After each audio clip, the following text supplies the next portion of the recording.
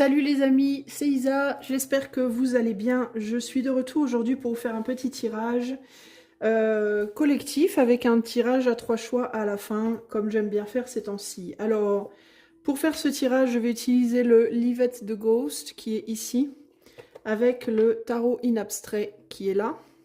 Voilà, pour les gens que ça intéresse. Je vais également utiliser le Dixit.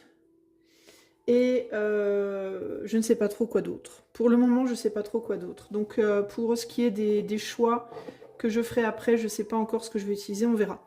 Alors, on va commencer par le message collectif du moment. Alors, qu'est-ce que l'éther aimerait dire au collectif en ce moment? Voyons voir. Ah, je vais commencer avec le Dixit. J'entends que c'est mieux de commencer avec le Dixit. Alors, qu'est-ce que l'éther veut dire au collectif? J'espère que vous allez bien les amis. Qu'est-ce que l'éther souhaite dire au collectif? Allez. Qu'est-ce que l'éther souhaite dire au collectif? Alors, on a une porte qui s'ouvre. Et il y a cette idée d'être... peut-être de ne pas se sentir à la hauteur, d'avoir peur de ne pas être à la hauteur. D'y aller avec ce qu'on a. De faire du mieux qu'on peut avec ce qu'on a. C'est ce que j'entends là. Qu'est-ce que l'éther souhaite dire au collectif? Ouais, on a peur de ce qui va nous tomber dessus. On a peur de ne pas être armé. On a peur de ne pas être assez, de ne pas être à la hauteur, de ne pas être... attendez, les amis, j'ai une carte qui est tombée. Je reviens. Ouch. J'ai un petit peu mal au dos en ce moment, donc c'est pas facile. Je me sens pas très... Je suis pas hyper mobile. Alors, qu'est-ce que l'éther souhaite dire au collectif? Non, je veux juste une carte. Ouais, il y a vraiment cette idée de qu'est-ce qui m'attend. Ah, et on a un train. Ok, ok. Alors, ouais, une porte qui s'ouvre. Une porte qui s'ouvre, une nécessité peut-être de se protéger. Alors c'est intéressant, ça me fait penser à la pluie. Je ne sais pas où vous êtes en France, mais chez moi ici en Dordogne, en ce moment on a beaucoup de pluie. Donc ça me fait penser au fait de oh, j'espère que mon parapluie, j'espère que je vais pas oublier mon parapluie, j'espère que il va pas pleuvoir trop fort, j'espère qu'il va pas grêler, j'espère que je vais réussir à faire mon voyage sans m'en prendre trop sur le dos, entre guillemets, littéralement pour moi pour le coup. Mais il y a cette idée, ouais, de une porte qui s'ouvre et on a peur de pas être à la hauteur, on a peur de se mouiller au sens propre ou au sens figuré, on a peur d'avoir mal, on a peur de... Voilà, est-ce qu'on va réussir à aller du point A au point B sans trop de dégâts? C'est ce que j'entends là. Donc, du coup, en termes de conseils, ce serait de s'armer au mieux de ses capacités, même si on n'a pas grand-chose, parce que là, sur cette carte-là, on a vraiment l'idée de quelqu'un qui s'apprête à passer des portes et qui se sent tout petit par rapport à la situation. Alors ça, c'est intéressant aussi, parce que ces portes, elles me font penser aux portes à Sarlat. On a, vers la mairie, on a une ancienne église qui est maintenant en marché couvert, et on a des immenses portes comme ça en fer. Et ça me fait penser toujours à ces portes-là.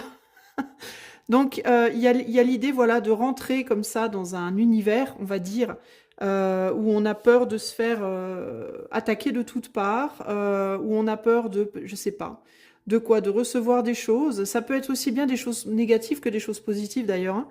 Peur de la critique, peur des compliments, peur qui nous tombe dessus une galère, peur qui nous tombe dessus un truc génial mais qu'on n'arrive pas à gérer, peur que, vous voyez, on sait pas ce qui va se passer derrière cette porte. Du coup, on a tendance à vouloir se mettre sous les armures, là, comment dire, sous les boucliers. Le problème, c'est que quand on est entouré de tous ces boucliers, on voit pas trop bien où on va, donc c'est peut-être plus sage de mettre un bouclier devant soi, mais peut-être pas trop de boucliers pour quand même regarder où on va, parce qu'il y a quand même un voyage à faire, quoi. Il y a quand même un trajet à parcourir, hein. Donc c'est intéressant. Le conseil, ce serait de, même si t'as pas grand-chose, prépare-toi au mieux. Voilà, c'est un peu ça l'idée, hein. Parce que lui, il est vraiment comme ça, hein. Il a sa petite épée, son petit casque. Il sait pas s'il va être capable. Il a pas l'air d'ailleurs d'avoir un bouclier, lui. Donc il sait pas trop s'il va être capable de se débrouiller ou pas. Mais néanmoins, voilà, il est là devant la porte, elle s'ouvre et il est résolu à faire ce voyage, à avancer quoi qu'il arrive. Donc il y a cette idée de n'ayez pas peur. N'ayez pas peur. De toute façon, j'ai envie de dire, la porte va s'ouvrir et une fois que la porte sera ouverte, il va être dessous. Donc il faudra bien qu'il fasse quelque chose. Il faudra bien qu'il se débrouille comme il peut. Et quand on est dessous, ben voilà, c'est l'instinct qui va diriger, quoi. C'est l'instinct qui va dire où est-ce qu'il est plus sage de se mettre contre la poutre, plutôt vers l'extérieur, plutôt vers l'intérieur, plutôt au milieu. Voilà, on va se diriger du mieux qu'on peut et le voyage y sera fait de toute façon. C'est un peu ça l'idée. Quel est le conseil, le message de l'éther pour le collectif? Allez, on va regarder ce que le livette de Ghost veut nous dire. Message de l'éther pour le collectif.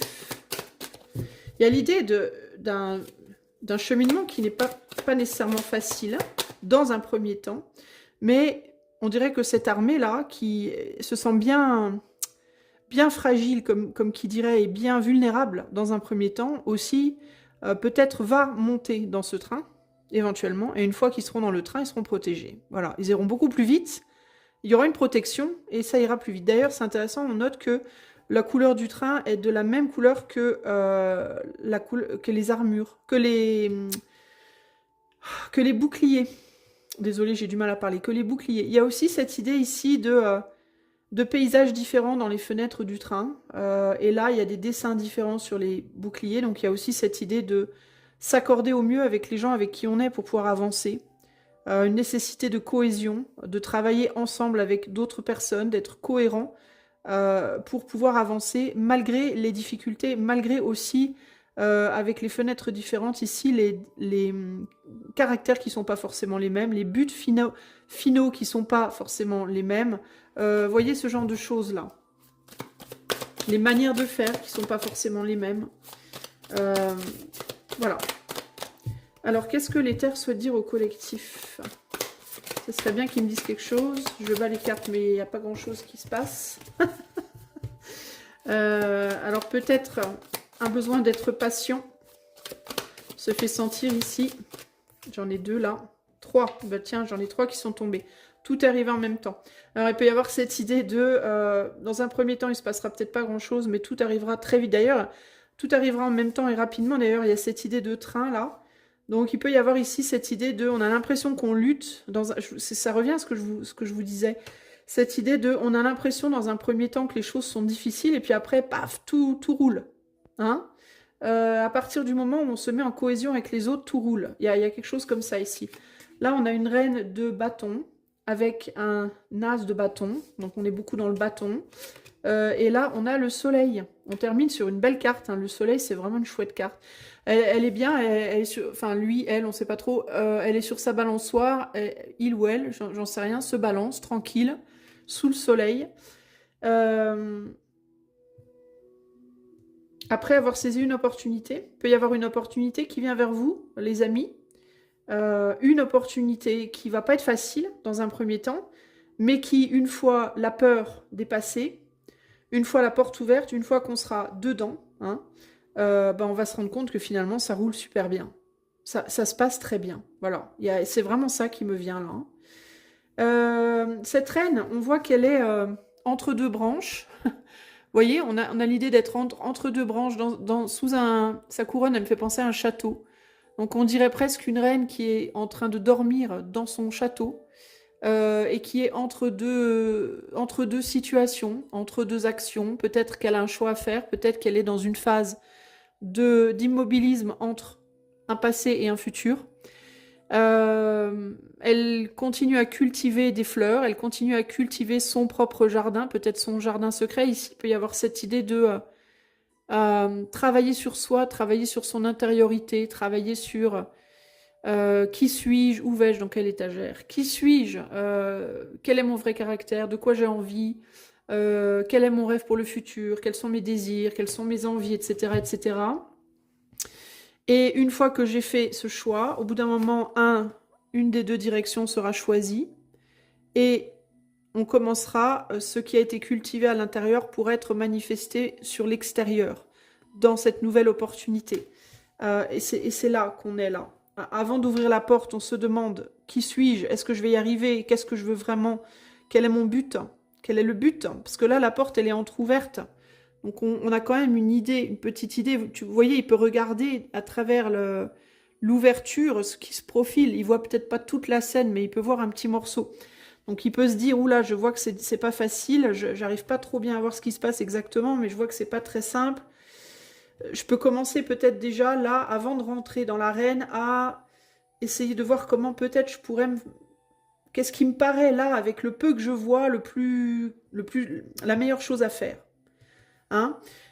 Et une fois que la porte est ouverte en grand, je garde les yeux sur mon objectif et comme j'aurai plus d'images, comme j'aurai plus d'informations sur la situation, alors je pourrai encore mieux, du coup, aller vers cet objectif et ça va rouler, quoi. Ça va le faire, en fait, au final. Donc, il y a peut-être quelque chose dans votre vie, là, en ce moment, sur lesquels vous avez un petit peu les yeux, une idée, un filon, un projet, quelque chose qui vous vous dites, tiens, je ferais bien ça, tiens, j'irais bien là, tiens, je ferais bien quelque chose avec cette personne, une relation sentimentale, un job, un projet, je sais pas quoi. Mais je vois pas encore très très bien où ça peut aller, je vois pas encore très très bien comment ça peut se faire, surtout que je me sens peut-être pas super à la hauteur là présentement, pour différentes raisons. Peut-être que physiquement vous n'êtes pas au top, peut-être que mentalement vous n'êtes pas au top, peut-être matériellement, financièrement à voir. Mais il y a cette idée j'essaye de voir avec le peu d'infos que j'ai aujourd'hui comment ça peut fonctionner. Éventuellement, il y aura quelque chose qui va s'ouvrir complètement et on va voir la totalité de la situation. On sera aussi régénéré, hein. Il est important d'utiliser cette période de calme là, de transition, pour se régénérer au maximum parce qu'il va falloir être fort et régénéré pour se battre, entre guillemets, pour pouvoir aller vers quelque chose de plus beau. Mais globalement, moi, on est sur des choses plutôt... on dirait que le futur est quand même assez lumineux, même si, dans un premier temps, ça paraît compliqué. D'ailleurs, je vous parlais de la pluie. Il y a cette idée que on n'ose pas sortir de chez soi parce que le temps est pourri, hein, il pleut, c'est pas génial et tout. Par terre, c'est tout, c'est la gadoue. Mais après la pluie revient rapidement le beau temps. Ok? Donc, courage. Parce que c'est vraiment ça l'idée. Qu'est-ce que les terres souhaitent dire au collectif? Qu'est-ce que les terres souhaitent dire au collectif?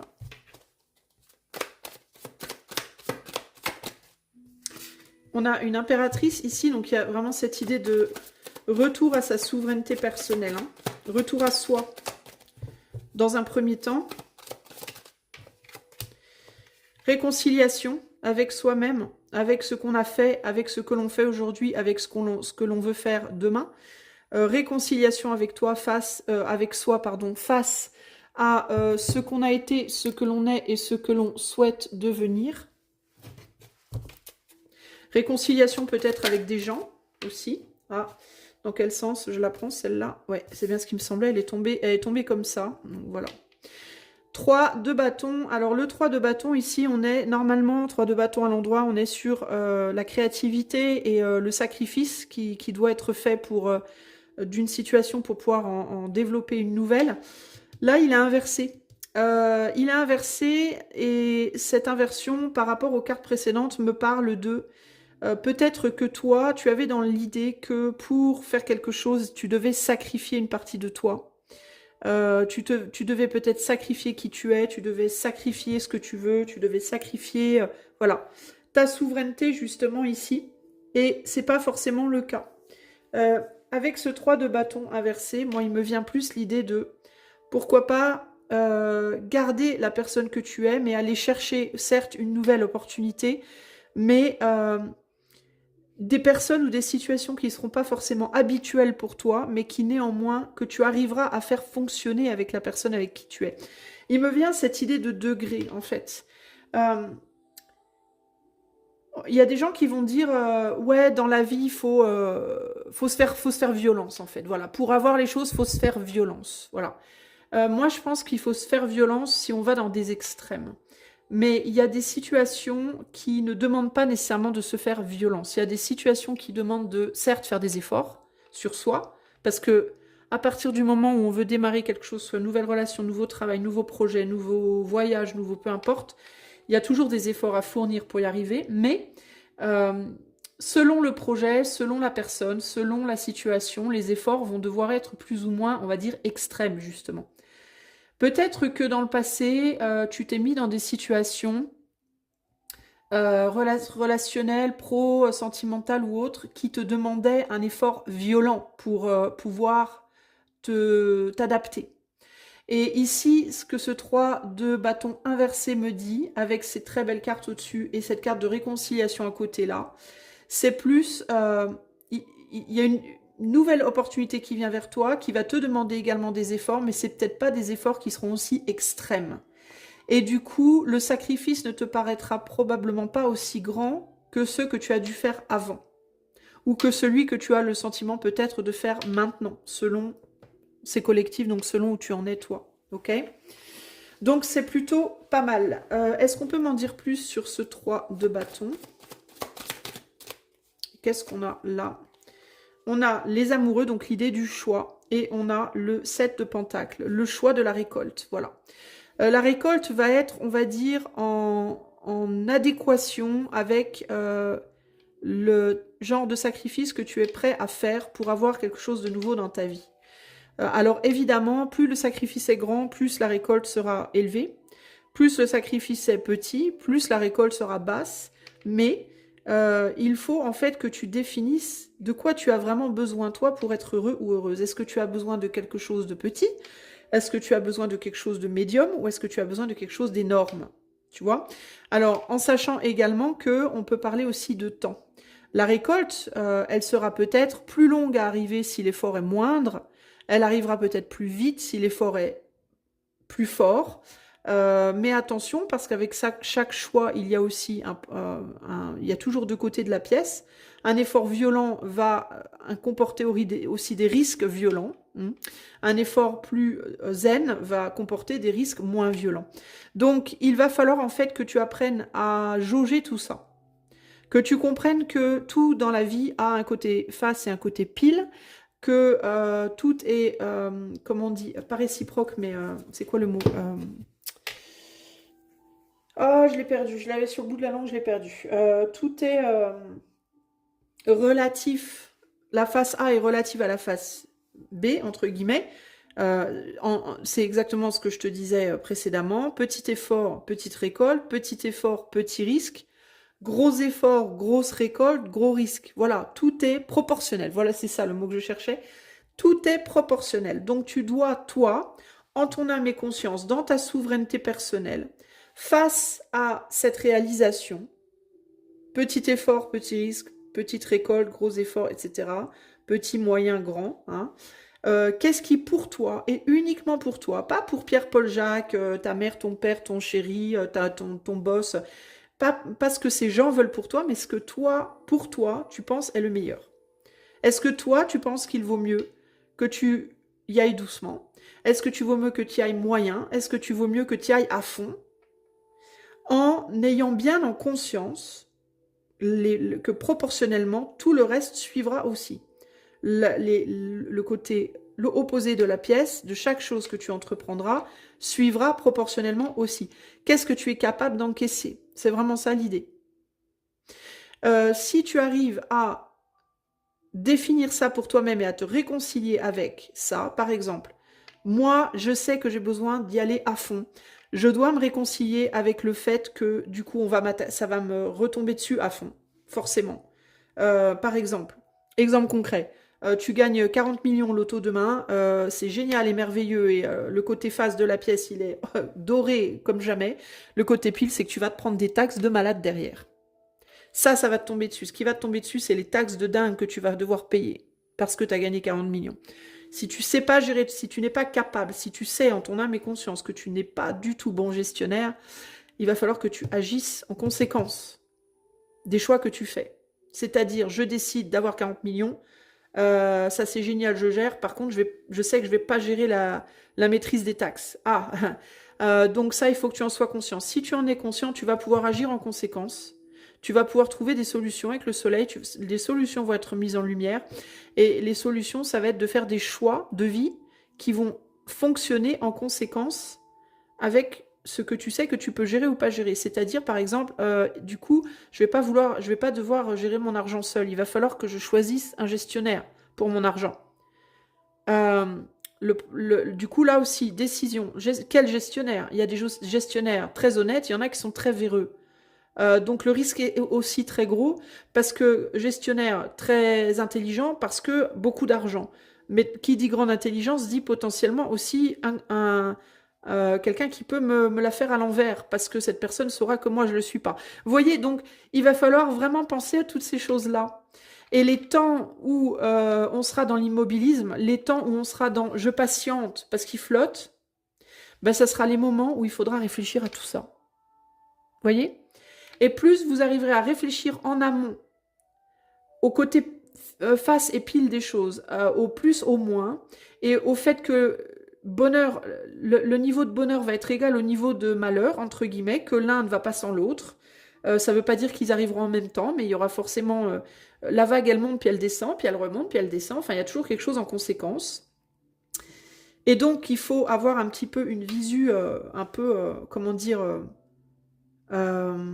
comment on dit, faut avoir une clairvoyance, un minimum de clairvoyance sur ce qui va venir derrière, logique, clairvoyance logique, je parle pas de Madame Irma, alors, si vous arrivez à faire ça, alors, ça va rouler pour vous. Ça va bien se passer, globalement, ok? Ça sera jamais toujours bien, parce que la vie, elle n'est pas toujours bien. La vie, elle est... voilà, il y a des montées, il y a des descentes. Par contre, si vous ne réfléchissez pas à tout ça, si vous décidez d'écouter plutôt les autres que vous, de prendre vos décisions plus par rapport à ce que votre voisin va vous dire plutôt que en votre âme et conscience, ça risque d'être compliqué. Parce que les autres ne pourront pas, ne vous connaissent pas comme vous vous connaissez. Et jamais ne vous connaîtront comme vous vous connaissez. Donc ça va être beaucoup plus difficile pour vous d'avancer. Ok, ça ne veut pas dire que ce sera impossible, ça ne veut pas dire que vous n'arriverez pas à bon port, mais vous risquez de plus galérer que si vous faites les choses en votre âme et conscience. Donc voilà, un dernier petit message. Donc voilà le message de l'éther aujourd'hui pour vous, sur les mois à venir, j'imagine. On va demander à l'éther s'il a autre chose à nous dire. Je suis lunatique. Voilà, lunatique, tantôt blanc, tantôt noir. Alors, il y a peut-être un besoin de se stabiliser soi-même, hein, pour pouvoir stabiliser les événements extérieurs aussi. Très important, ça. Je suis lunatique. C'est intéressant parce que j'entends aussi l'éther qui me dit que lui-même est lunatique. Intéressant. Alors, je suis lunatique. Laisse-moi me repositionner. Voilà. Besoin de se repositionner. Besoin de se stabiliser. Besoin de retrouver une réconciliation avec soi, avec les autres, avec son environnement, avec ce qui se passe dans le monde autour de soi, dans le monde de manière générale. Allez, dernier message de l'éther. Qu'est-ce qu'on a là? De la Balance, du Sagittaire, du Capricorne, de la Vierge. On a il y a l'idée que, avec ces petits signes que j'ai marqués sur mes cartes, je les ai notés de manière totalement intuitive. Hein. Il y a des cartes où il y a des signes, et il y a des cartes où il n'y en a pas. J'ai fait vraiment les choses au moment où je le sentais. Et là, il y a le Jupiter en Balance, donc l'idée de je sais que ma chance se situe dans l'équilibre, mais avec la Lune en Sagittaire, il y a l'idée aussi de Lune en Sagittaire, c'est très enfantin, c'est très immature. C'est des émotions qui sont pas très bien gérées en général, plutôt joueuses, qui se soucient peu des choses, mais qui ont tendance à se jouer de tout. Et c'est vraiment antagoniste justement à cette nécessité d'équilibre pour avoir de la chance. Donc il va falloir gérer ça, gérer une tendance peut-être à vouloir se jouer de la vie, se jouer des choses et jouer au sens large pour maintenir sa chance. Là, on a Jupiter à nouveau avec le Capricorne, donc encore une fois, cette idée d'équilibre et de stabilité, de solidité, avec une lune en Vierge, donc une lune qui a envie de se faire du bien, hein, parce que la Vierge, c'est le soin aux autres et le soin à soi, donc l'envie de faire du bien aux autres, de faire du bien à soi-même. Et avec l'énergie du Sagittaire, Vierge-Sagittaire, on est dans euh, le plaisir fait du bien, le rire fait du bien, la joie fait du bien. Oui, c'est vrai, mais le plaisir, la joie, le rire et tout ça, comme tout dans la vie, ça a une face A et une face B. Et il faut considérer le côté B des choses, et le côté B des choses, c'est quand on est trop insouciant, on ne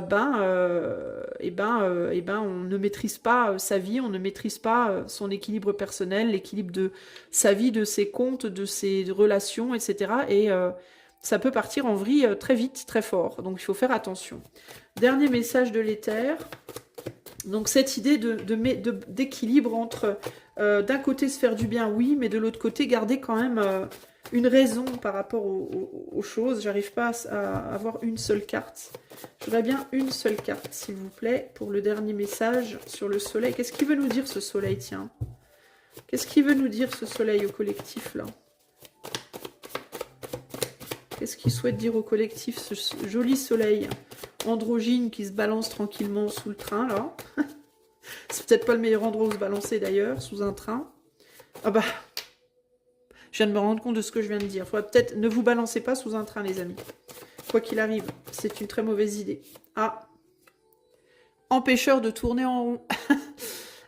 Empêcheur de tourner en rond, ben, il y a cette idée de...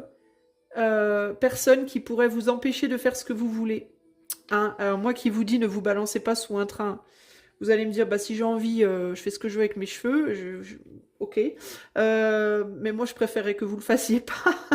Mais encore une fois, alors c'est intéressant parce qu'il me vient aussi cette idée du coup de mon point de vue, c'est pas une bonne idée. De mon point de vue, avec l'énergie de la Vierge, c'est mon signe les amis, qui veut prendre soin, qui veut surtout pas que on se mette en danger, qu'on se fasse du mal ou qu'on fasse du mal aux autres ou que vous vous fassiez du mal ou je vais vous dire ne faites pas ça.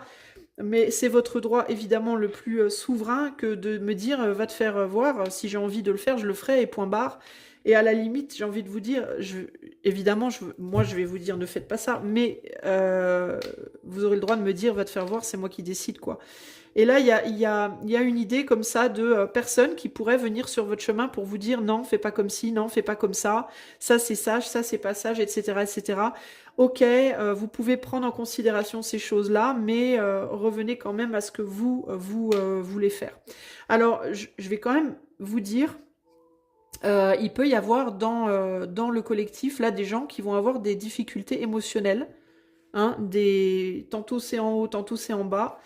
Et qui pourraient avoir envie de faire des bêtises. Alors, je vais simplement vous dire, les amis, si vous avez des problèmes de dépression, des problèmes d'instabilité émotionnelle, de pensée, voilà, pas cool, essayez quand même de trouver de l'aide. Hein, essayez de parler à quelqu'un, essayez voilà, ne faites pas n'importe quoi, essayez de contacter des personnes qui peuvent vous aider, de parler à votre famille, de parler à des amis, de parler, voilà, parce que il peut y avoir. Peut-être que dans les médias, on entendra parler de quelque chose comme ça aussi, hein. D'une vague de S dessus, vous voyez ce que je veux dire? Ou d'une personne qui pourrait faire une tentative et être... Alors, j'ai quand même cette idée qu'avec empêcheur de tourner en rond, il pourrait y avoir quelque chose d'avorté aussi, hein. Par rapport à des personnes qui pourraient vouloir se faire du mal, pourrait y avoir quelqu'un ou quelque chose qui empêche que ça se fasse. Je sais pas pourquoi ça sort là, mais en tout cas ça sort là, je vous le dis. Donc voilà. Et ça sort là peut-être parce que justement aussi, parmi vous qui écoutez, il peut y avoir des gens qui sont pas bien et qui peuvent avoir le sentiment que jamais ça s'améliorera. Et la raison pour laquelle ça montre son nez, entre guillemets, c'est peut-être bien justement parce que ici, ce que je vous disais à la base, c'est période difficile, mais après, ça roule. Période très compliquée, mais après, ça va. Et c'est peut-être justement pour rappeler aux gens qui pourraient avoir envie de faire une bêtise parce que émotionnellement, ça va pas du tout, que cette période difficile qu'ils sont en train de traverser, même s'ils ont la sensation que ça va durer, ça durera pas. Parce qu'on termine sur des très belles cartes ici. Ok, donc il y a vraiment une idée de si vous croyez que vous êtes au bout du rouleau, vous l'êtes pas. Enfin, vous pouvez avoir le sentiment que vous l'êtes, mais en vrai, vous l'êtes pas.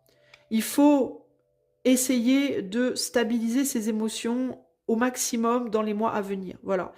Quel que soit ce qui se passe dans vos vies, les amis, il faut vous dire que il y a des vagues il y a des choses qui nous tombent dessus, c'est pas forcément facile, qui vont être la conséquence aussi hein, il y a toujours une partie où on est responsable. Il y a des choses sur lesquelles on ne l'est pas, mais il y a des choses sur lesquelles on l'est. Donc il faut aussi essayer d'en tirer des leçons. Les choses sur lesquelles on sait qu'on est partiellement responsable de manière directe ou indirecte, toujours revenir à cette idée de cause, conséquence et les causes et les conséquences sont de la même intensité. La conséquence sera de la même intensité que la cause. Si vous avez fait du mal à une personne volontairement, c'est un exemple, je ne dis pas que c'est le cas, mais c'est un exemple, si vous faites volontairement beaucoup de mal à une personne, la conséquence va être que cette personne va peut-être vous refaire à vous aussi beaucoup de mal. Ou alors, vous allez être beaucoup puni par les terres, par une tierce personne, vous voyez ce que je veux dire, par la loi, par cause, conséquence, quoi. Ça, faut bien le comprendre. Tout ce qu'on apporte dans le monde va éventuellement nous revenir. Éventuellement. Ça peut être dans une semaine, ça peut être dans un mois, ça peut être dans un an, ça peut être dans 10 ans, ça peut être même des fois dans 20. Il y a des gens, par exemple, j'ai vu encore il n'y a pas si longtemps un documentaire sur des gens qui avaient tué une personne, qui avaient tué quatre filles dans un... C'était au Texas en 91, je crois. 4 jeunes filles qui avaient été tuées dans un truc de glace. Et les meurtriers ont été condamnés genre 20 ans après, 30 ans après. 30 ans après, ça leur est tombé dessus, quoi. Il a fallu 20-30 ans pour que les grêlons leur tombent sur le coin du nez. Et une fois que ça s'est fait, ça a été très vite. On les a très vite pécho. Mais il y a cette idée de... Ça nous rattrape toujours à un moment donné. Et si ça nous rattrape pas dans cette vie, ça vous rattrapera, ou ça nous rattrapera dans une autre. Et c'est pas que le négatif, c'est aussi tout ce qu'on fait de bien. Il y a des gens qui disent des fois... moi, je comprends pas, je fais plein de choses bien et il m'arrive que de la merde. Oui, pour le moment. Ça veut pas dire que demain, ça va pas être ton heure pour avoir aussi des trucs bien. Ça veut pas dire que dans ta prochaine vie, tu n'auras pas des trucs bien. Moi, je crois en la réincarnation libre, à vous, évidemment. Moi, je vous parle par rapport à, évidemment, mes croyances. Mais il y a toujours... il y a deux lois. Il y a la loi des hommes, qui parfois peut être très juste et parfois peut être très injuste. Mais il y a une loi qu'on ne peut absolument pas contrôler, c'est la loi de l'éther, la loi de la nature, la loi de l'invisible, entre guillemets. Et celle-là, on n'a pas de prise dessus. On ne peut pas la contrôler, celle-là.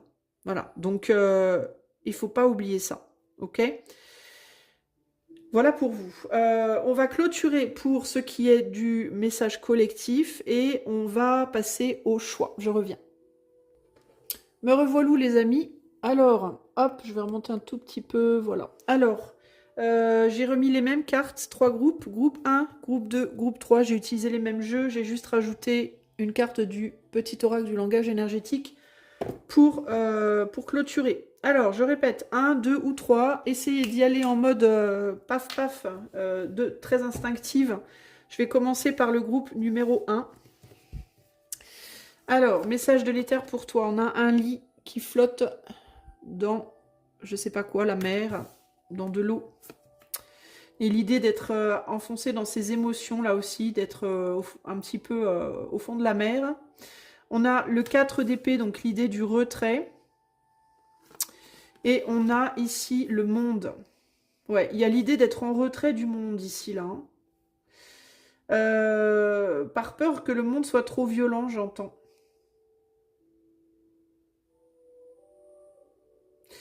Et moi, j'ai l'impression qu'on te dit de t'ouvrir, de mettre ça derrière toi. Mais il y a toujours cette peur, ce risque que ça revienne. Il y a quelque chose à gérer par rapport à tes émotions de ouf, toi groupe numéro 1, là.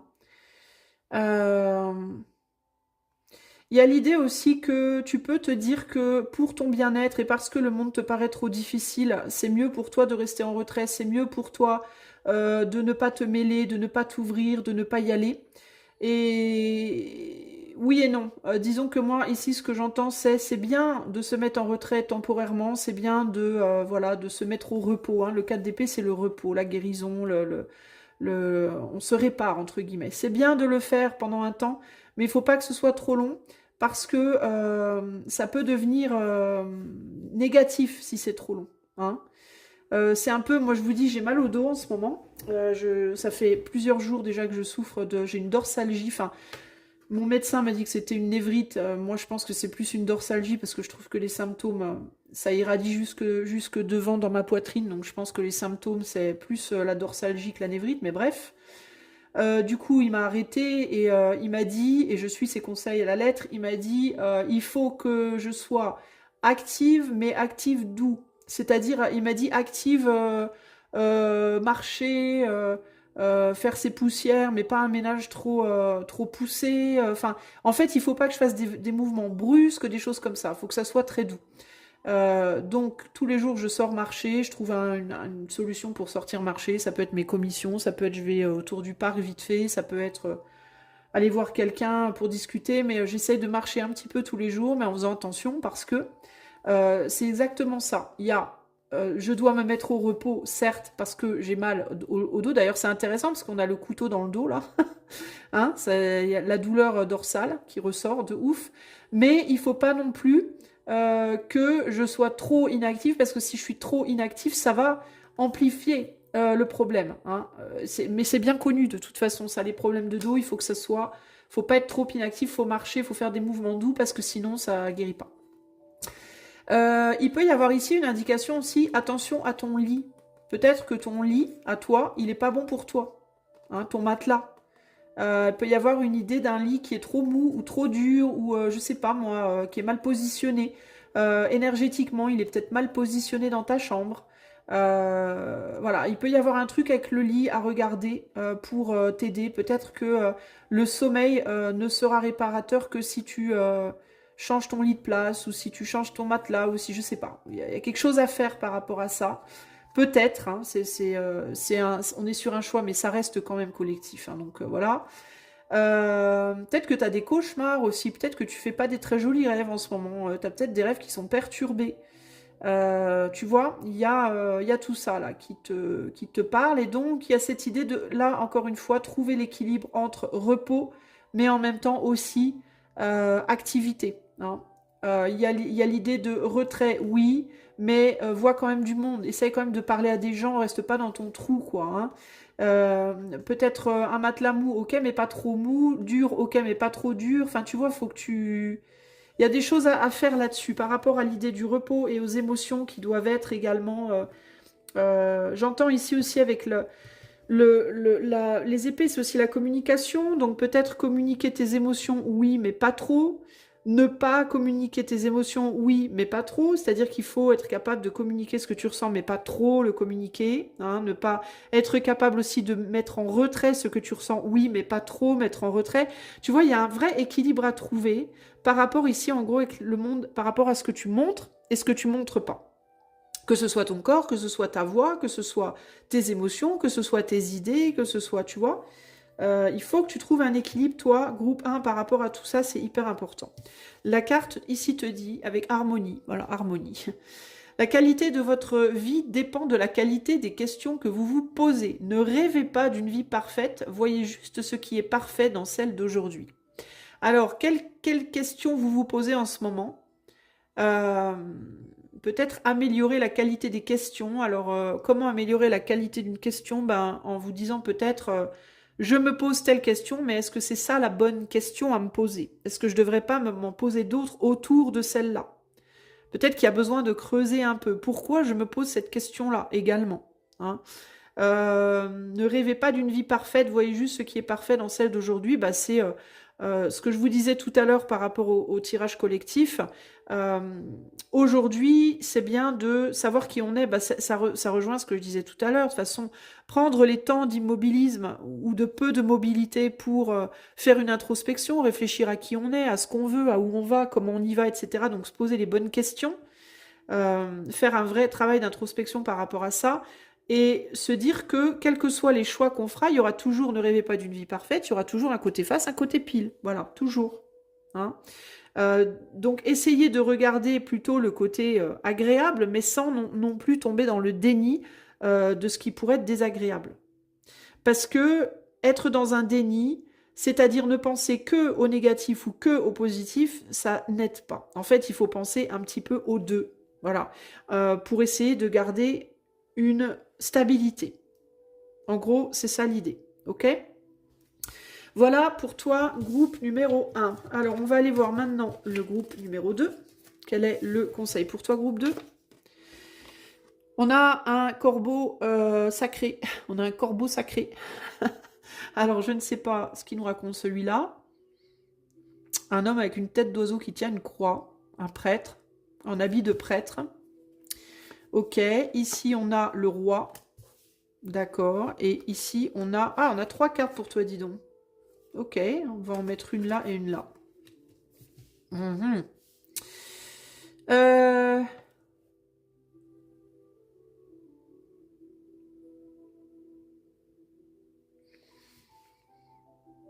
Alors attends, j'essaie de voir ce qui me vient. On a un roi de coupe inversé et un cavalier de bâton à l'endroit. Attends, je vais mettre en pause parce que je vais me mettre à éternuer, je reviens. Excuse-moi, je me suis mise à éternuer, je ne sais pas pourquoi. J'ai le fond de la gorge qui me gratouille d'un seul coup. Alors, c'est intéressant parce que, regardez, j'avais jamais remarqué, mais regardez, quand elle est inversée, la carte, on croirait que c'est comme une amphore avec un produit chaud à l'intérieur. C'est rigolo, ça, on a comme de la fumée, là, qui sort de la coupe, vous voyez? C'est rigolo, j'avais jamais vu.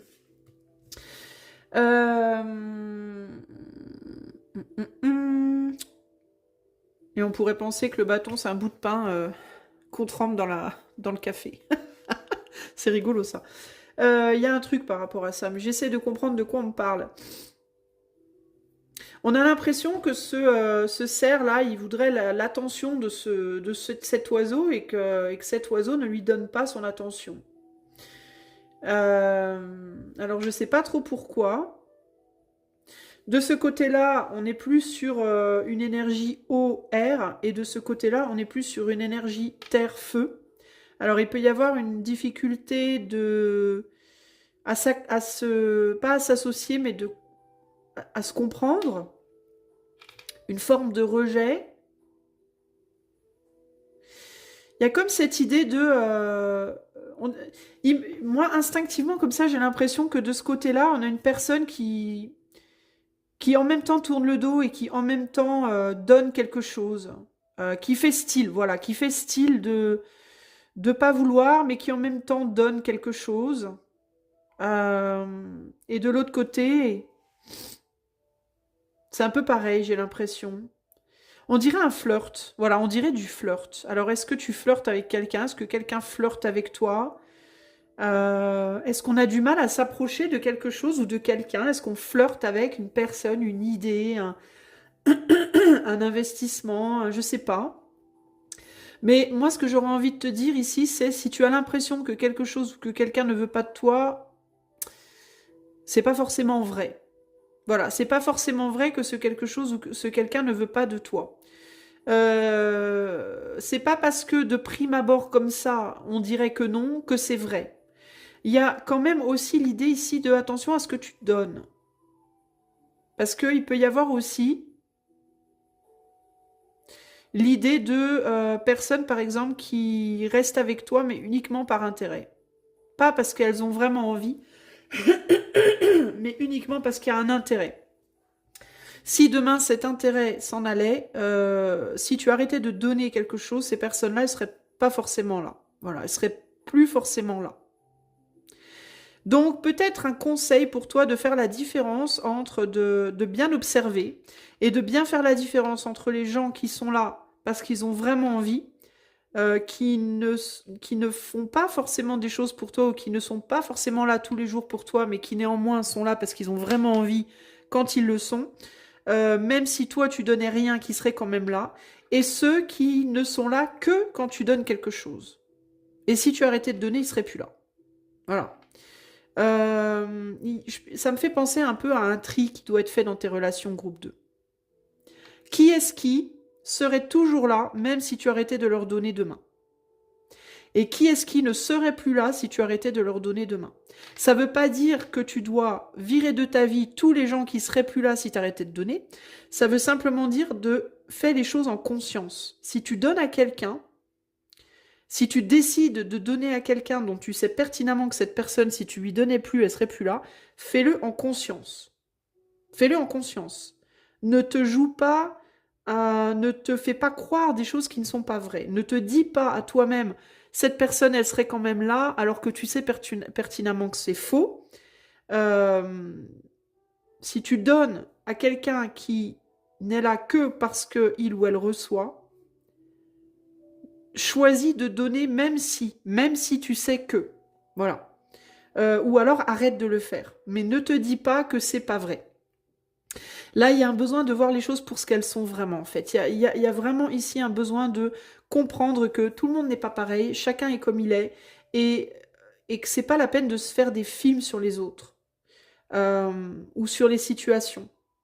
Que c'est ok aussi d'être quelqu'un qui veut donner, donner, donner tout le temps, et c'est ok d'être quelqu'un qui veut jamais, jamais rendre. Chacun a son caractère, chacun a son mode de fonctionnement, chacun... Et il n'y a pas de dû, entre guillemets. Personne ne doit quelque chose à l'autre, ici. Il y a juste cette idée de faisons les choses en conscience. Voilà. Si tu choisis de donner à quelqu'un qui ne te rendra jamais, c'est pas sa faute à l'autre, c'est ta faute à toi. Parce que c'est toi qui choisis de continuer à donner à cette personne, alors que tu sais pertinemment au fond de toi que si tu arrêtais de donner demain, cette personne, elle serait plus là. Mais c'est toi que tu dois blâmer, pas l'autre. L'autre n'est que sa propre nature. L'autre n'est que ce que l'autre est. Voilà. Tu n'aimerais pas que l'autre veuille te changer. Alors, tu dois comprendre que l'autre ne voudrait pas non plus que tu cherches à le ou la changer. Ok?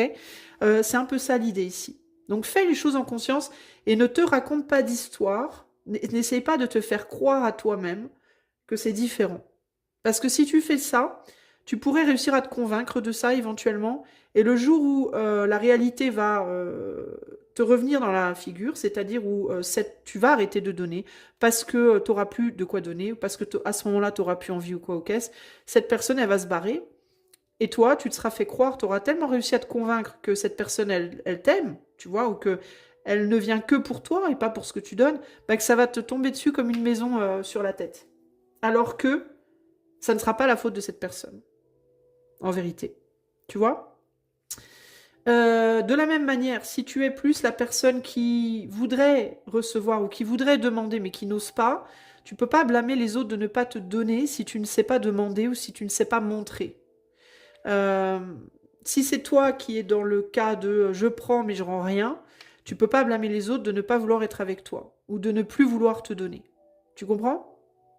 Parce que les autres, ils vont pas donner à quelqu'un qui rend pas. Et c'est ok, ils ont le droit de ne plus donner à quelqu'un qui rend pas. Ok? Donc il faut que tu regardes quel type de personne tu es vraiment, dans quel camp tu es, entre guillemets, et que tu sois dans ton intégrité, le respect de toi, et du fait que tu n'es pas parfait, que personne ne l'est, qu'on a tous nos qualités, nos défauts, et que c'est ok, et que tu sois vraiment lucide par rapport à qui tu es vraiment, comment tu fonctionnes avec les autres, comment les autres fonctionnent avec toi, et que tu ne reproches pas à l'autre de ne pas être comme toi tu voudrais que l'autre soit. De la même manière que tu n'aimerais pas non plus que l'autre te force à être quelqu'un que tu n'es pas. Ok? Ici, on a pour toi l'adaptabilité. L'empathie est un excellent outil pour éviter le conflit. En reconnaissant chez l'autre son émotion et son besoin, vous limitez les risques d'incompréhension et de confrontation inutiles. Voilà. Écoute, voilà.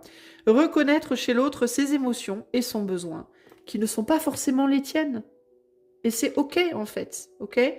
On parle ici d'empathie. Attention avec l'empathie aussi.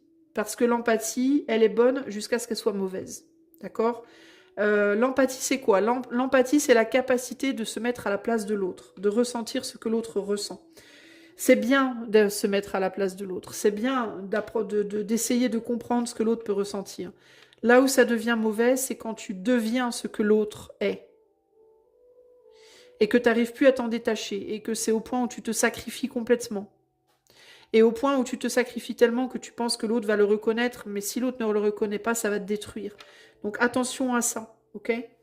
Reste toujours bien lucide par rapport à qui tu es, qui les autres sont. Chacun est à sa place et il n'y a pas lieu de transformer l'autre en soi ou soi en l'autre, ok? Voilà le message pour toi, groupe numéro 2. On va aller voir pour le groupe 3. Alors, pour le groupe 3, nous avons une paire de godasses avec une souris dedans. Nous avons 2 cartes, mais... Ah bah si, c'est bon. 2 cartes. Un 9. Mais je suis en train de... Attends. Ah bah non, si c'est bon. C'est parce qu'il y en avait 2 qui sont tombés là, il y en avait qu'une qui est tombée après. Je sais plus où j'en suis. Un 9 de bâton avec l'ermite. Ici. Ensuite, on a aussi 2 cartes en dessous. Un roi de pentacle avec un 4. Avec un 4 de coupe. Alors, qu'est-ce qui me vient pour toi, groupe 3? Une envie de retourner en arrière, groupe 3. Une hésitation. Est-ce que je retourne en arrière ou est-ce qu'au contraire, je vais de l'avant? Qu'est-ce que je fais? Un sentiment de solitude. Une hésitation motivée par un sentiment de solitude. Ou par un sentiment de vide. Ça peut être ça aussi. Une envie, un besoin de... une instabilité émotionnelle, un sentiment de vide émotionnel qui, du coup, fait hésiter sur le chemin à prendre.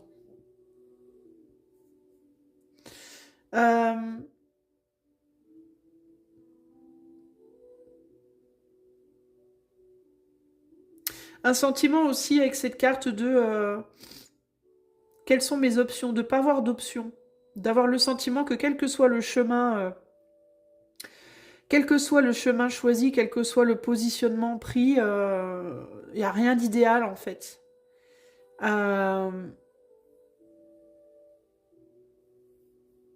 Toi, tu dois te questionner par rapport à ta capacité à la... Comment dire? Le 4 de coupe, c'est la place que tu as. Quelle place tu veux prendre en fait dans les relations. J'ai l'impression, groupe 3, que toi, tu sais pas trop qui tu es, en fait. Où tu... Comme si tu cherchais un endroit où tu serais... j'ai ce mot en anglais qui me vient, belong. Belong, ça veut dire... to belong, c'est... qui est fait pour moi ou pour toi, tu vois, to belong. A place where I belong. The place where I belong, ça veut dire l'endroit où je dois être. Voilà. Et c'est intéressant parce que ce mot m'est venu en tête hier ou avant-hier, sous la douche. Il y a belong qui m'est venu en tête justement et je me disais, tiens, dans belong, il y a be long, donc être long. Le fait d'être long, to be long. Et je me disais, donc belong, en fait, c'est avoir été quelque part pendant longtemps ou vouloir être, ou être quelque part depuis longtemps ou vouloir être quelque part depuis longtemps. Et donc, j'étais venue à la conclusion, oui, je philosophe beaucoup sous ma douche. Je fais ça tout le temps. To belong, c'est-à-dire avoir le sentiment de devoir être, d'appartenir entre guillemets à quelqu'un ou à quelque chose ou à un endroit, venait justement de l'investissement. Depuis combien de temps je m'investis, hein? Il y a des gens, ils vont être dans un couple par exemple pendant 20 ans, puis au bout de 20 ans, ils réaliseront qu'ils sont pas bien dans leur couple, mais ils se diront, bah oui, mais that's where I belong, c'est là que je dois m'investir, parce que j'ai été là depuis longtemps, ça fait longtemps que je suis là. Donc même si je suis pas heureux, pas heureuse, bah, je vais rester là quand même parce que ça fait déjà longtemps. L'investissement, il dure depuis longtemps. Et du coup, ça peut faire peur de se dire comment mettre de côté quelque chose sur lequel on a travaillé pendant si longtemps pour aller voir, pour aller démarrer un truc nouveau en fait. Et ben j'ai l'impression que toi, c'est un peu ta problématique. Tu peux être en mode qu'est-ce que je fais? Dans quoi est-ce que je m'investis en fait? Et il est possible que tu te sois déjà investi. C'est-à-dire que tu aies déjà fait quelque chose depuis longtemps. On dirait que l'idée du temps, pour toi, c'est un truc là important. Il y a quelque chose d'important là-dedans. Et d'ailleurs, dans important, on a important. Importer du temps. Donc on a encore cette idée de temporalité. Comme si la temporalité donnait de la valeur aux choses, en fait. Hein. Est-ce que tu as envie de quelque chose de nouveau, groupe 3, dans ta vie? Un nouveau couple, un nouveau job, un nouvel endroit où vivre, mais que c'est dur pour toi de t'extirper d'un ancien endroit, d'une ancienne relation, d'un ancien job, parce que ça fait longtemps. Parce que tu as mis de l'importance dans ce que tu as fait. Tu as importé beaucoup de temps. Il y a beaucoup de temps qui est passé. Et donc, il y a cette idée de importance, de belong. Et du coup, ça peut te donner une difficulté dans le fait de repartir à zéro dans une pseudo-solitude ou dans un vide. Hein, parce que l'ermite, c'est l'étape obligatoire entre l'ancien job et le nouveau job, l'ancienne relation, la nouvelle relation. Il y a ce temps de solitude, il y a ce temps de vide existentiel dans lequel on est un peu paumé et qui peut faire très peur.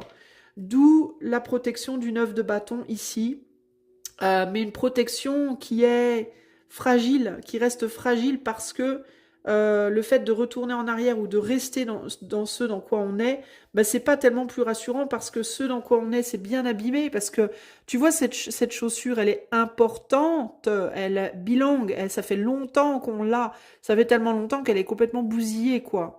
Donc est-ce qu'on est plus en sécurité en restant dans cette godasse foutue qu'en allant comme marcher pieds nus pendant un temps? On ne sait pas trop. Donc c'est une protection, mais est-ce que c'est vraiment une protection? On ne sait pas trop non plus. Euh, Est-ce que tu restes dans hier pour te protéger du demain qui te fait peur? Est-ce que tu veux aller dans le demain qui fait peur pour te protéger de l'hier qui est foutu?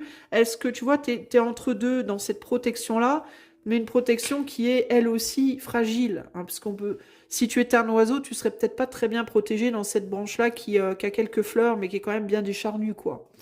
Donc au final, que faire? Dans quoi m'investir? C'est la question que se pose ce roi.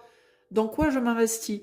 Eh bien, je pense que le conseil que j'ai envie de te donner là, c'est investis-toi peut-être d'abord dans toi. euh, T'as peut-être besoin d'un temps de solitude, en vérité, pour réapprendre qui tu es vraiment, déjà. Euh, et plus tu sauras qui tu es vraiment, et plus tu sauras dans quoi t'investir. Il va falloir que tu ailles dans le cœur, en fait, hein, dans le cœur de ton être, le cœur de la vie, le cœur des choses.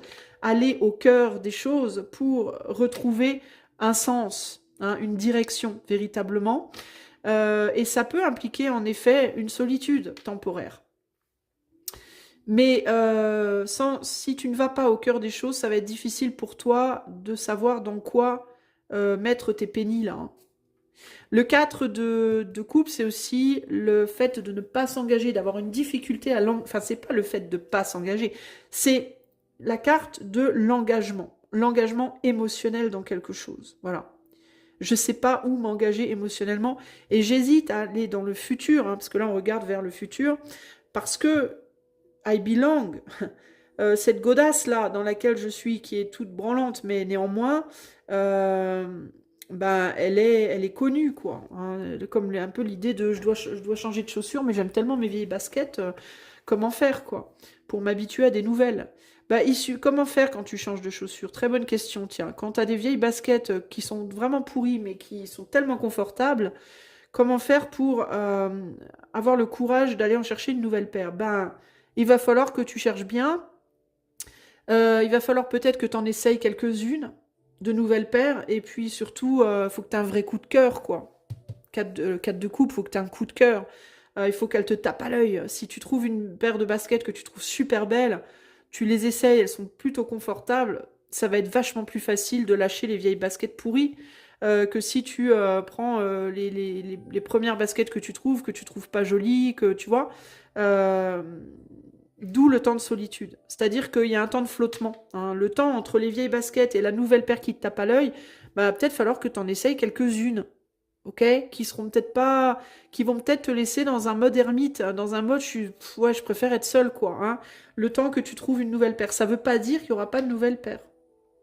Donc ici, l'idée serait peut-être de ne rien forcer, de garder quand même un œil sur ce qui vient vers toi, tout en continuant à t'investir dans, pour le moment, tes vieilles baskets, hein. Peut-être fais quelques petites réparations, mais n'investis pas trop. Recolle déjà juste la semelle, au moins que tu prennes pas l'eau, tu vois. Un investissement malin, on va dire rusé, c'est-à-dire, bah, essaye de... pour le moment, t'as deux solutions, en fait. C'est où tu lâches les vieilles baskets et tu te retrouves pieds nus temporairement. C'est ok, hein, tu vas pas mourir. Ça veut dire que tu vas être seul temporairement entre deux personnes, seul entre deux jobs. pas de boulot entre deux boulots, etc. Mais au moins, ça te laisse le temps de réfléchir, d'essayer quelques petites choses et de voir ce que tu peux trouver. Sinon, bah, tu continues à t'investir dans ce que tu as temporairement et puis jusqu'à ce que quelque chose de mieux vienne sur ton chemin. Voilà. À toi de décider comment tu veux faire les choses, mais on n'a rien sans rien, quoi. En gros, hein. Tu peux pas aller enfiler une nouvelle paire de chaussures avec ta vieille paire de chaussures au pied. Il va bien falloir que tu les enlèves, t'as pas le choix. Hein. Donc voilà. Et oui, marcher en attendant, ça peut être compliqué, mais ce n'est pas impossible. Message pour toi. Action. La vie est simple quand vous arrêtez de lui faire barrage. Prenez exemple sur ceux qui avancent, effectuez des recherches et modélisez la réussite de ces personnes. Voilà, voilà. Prendre exemple peut-être sur des gens qui ont fait avant vous ce que vous aimeriez faire aussi. Des gens qui ont quitté une relation de 20 ans et qui ont trouvé quelqu'un de nouveau dans leur vie. Des gens qui ont quitté un boulot après 50 ans d'investissement puis qui sont recyclés. Des gens qui ont quitté un pays après y avoir vécu 30 ans pour aller vivre ailleurs. C'est sur ces gens-là qu'il vous faut prendre exemple. Cherchez des gens qui ont fait ce que vous voulez faire, peu importe le domaine, et prenez exemple sur ces personnes-là. Dites-vous que c'est possible aussi. Hein. La vie est simple quand vous arrêtez de lui faire barrage. Comment vous vous faites barrage? En vous disant que c'est pas possible. En vous disant je ne peux pas, ce n'est pas possible, je ne suis pas assez, gna gna gna gna gna. Voilà. En vous trouvant tout un tas de pseudo-excuses pour vous imaginer que c'est impossible. C'est pas impossible. Ça, c'est vous qui vous le dites. Mais c'est pas forcément vrai. Effectuer des recherches et modéliser la réussite de ces personnes. Des personnes qui avancent, elles, qui stagnent pas. Ok? Voilà, groupe numéro 3, ce que je peux vous dire. J'espère que cela vous aidera. Je vous fais des bisous et je vous dis à bientôt. Ciao, ciao.